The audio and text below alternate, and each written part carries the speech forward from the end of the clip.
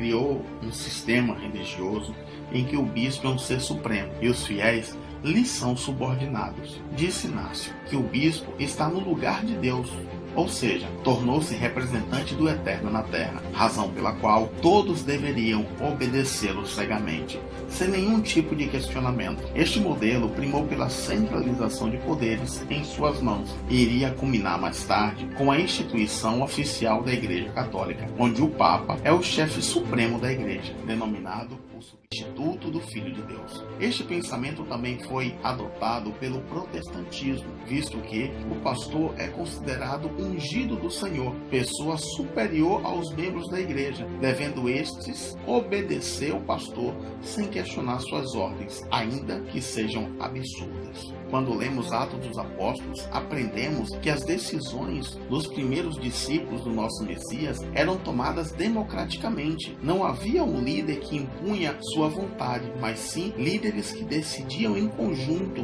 O modelo instituído por Inácio concentrava o poder na mão de um homem. A rebelião de Inácio estabeleceu uma divisão entre os nazarenos e os cristãos. É importante ressaltar que antes todos os discípulos do Messias eram conhecidos por nazarenos. Atualmente, muitos pastores evangélicos, movidos por ganância e rebelião, criam uma cisão em suas igrejas e levam parte dos crentes para a sua nova denominação. Foi exatamente isso que fez Inácio. Promoveu uma rebelião, atraiu para si os gentios, determinando que se afastassem dos judeus descendentes dos apóstolos. Além de usurpar a autoridade dos discípulos de Jerusalém, Inácio também instituiu novas regras para a religião que ele acabara de instituir, e uma delas foi a substituição do sábado pelo domingo. A jogada de Inácio fez com que a autoridade fosse usurpada, e além disso, ele declarou aos fiéis que deveriam obedecer a toda a sua autoridade, e em seguida ele decreta que a Torá deveria ser anulada, pois agora os homens não precisavam mais obedecer à lei do Eterno que tinha sido dado aos judeus, mas sim deveriam obedecer às novas leis que ele começou a instituir. O golpe final de Inácio foi a criação dessa sua religião, e assim todos que antes eram conhecidos por nazarenos passaram a ser chamados de cristãos. E aí surge uma nova expressão na Antioquia chamada cristianismo. Todos os seus seguidores passaram a ser chamados de cristãos. É um absurdo tudo isso, pois Jesus jamais instituiu uma nova religião. Inácio estava assim, alterando o rumo da história.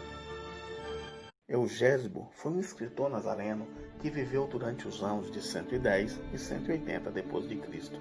Eusébio de Cesareia escreveu que Eugésio pertenceu à primeira geração dos sucessores dos apóstolos, o que lhe credencia como historiador. Eugésio resistiu boa parte da tradição oral dos apóstolos e as compilou em uma obra chamada Memórias. Infelizmente, essa monumental obra desse discípulo de Yeshua está perdida. Porém, no livro História Eclesiástica de Eusébio de Cesareia, ele cita alguns trechos de Eugésio.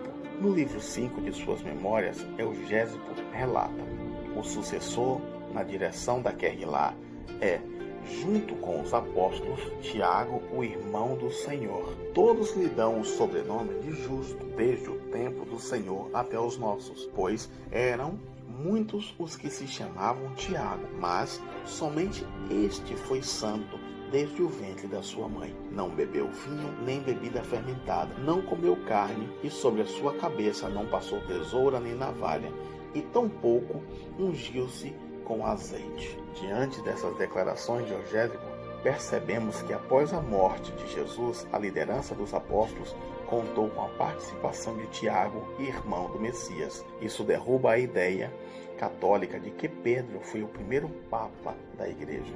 Segundo o texto, a liderança foi compartilhada coletivamente entre os apóstolos. Outro elemento importante extraído dessa passagem diz respeito ao fato de que Tiago não bebeu vinho e nem passou navalha em sua cabeça. Desde o ventre da sua mãe foi escolhido, ou seja, ele era um nazireu.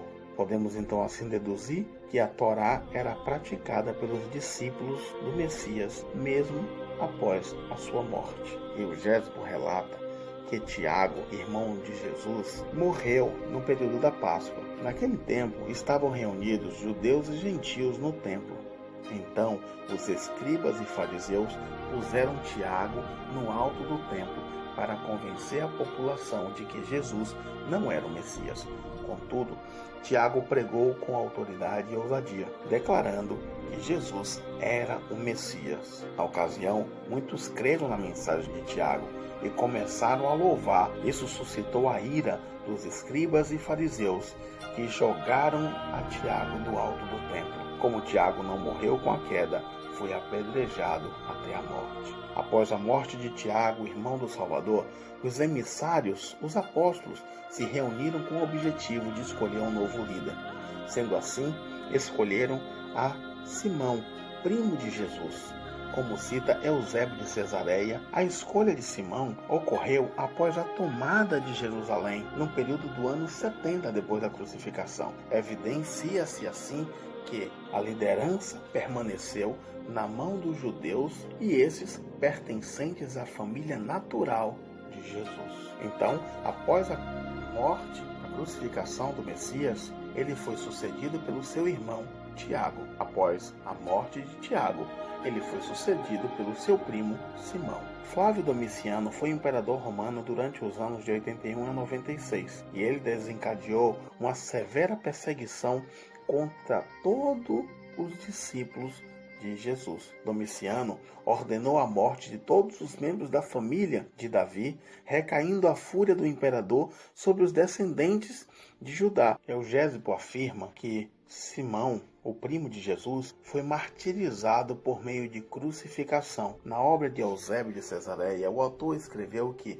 até a época do imperador romano Adriano, que governou de 117 a 138 d.C., a liderança do caminho em Jerusalém contou sucessivamente com 15 anciãos, todos judeus circuncisos. Este registro é de extrema relevância, porque demonstra que os líderes dos nazarenos, com o passar dos anos, sempre foram judeus circuncisos e nunca gentios. Eles concentraram suas funções em Jerusalém e jamais otorgaram poder à Igreja de Roma. É importante ressaltar que a liderança do caminho sempre pertenceu a judeus circuncisos, ou seja, que praticavam a Torá. E isso desmascara a mentira de Roma, no sentido de que o Novo Testamento aboliu a circuncisão. A circuncisão foi observada normalmente pelos discípulos. Epifânio de Salamina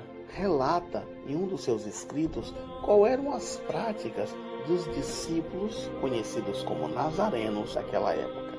E ele diz: eles praticam os ritos judaicos da circuncisão, guardam os sábados e outros preceitos. Vale a pena observar que a lista dos 15 circuncisos é totalmente diferente da lista de sucessão apostólica criada pela Igreja Católica. Esta instituição afirma que o primeiro Papa foi Pedro. Este transmitiu o cargo ao seu sucessor. De geração após geração, a transmissão da autoridade eclesiástica perdura até os dias de hoje. Então, para a Igreja Católica, o atual Papa é o sucessor direto de Pedro. Porém, a sucessão da liderança jamais saiu de Jerusalém para Roma. E Pedro não foi o primeiro líder, muito menos o primeiro Papa.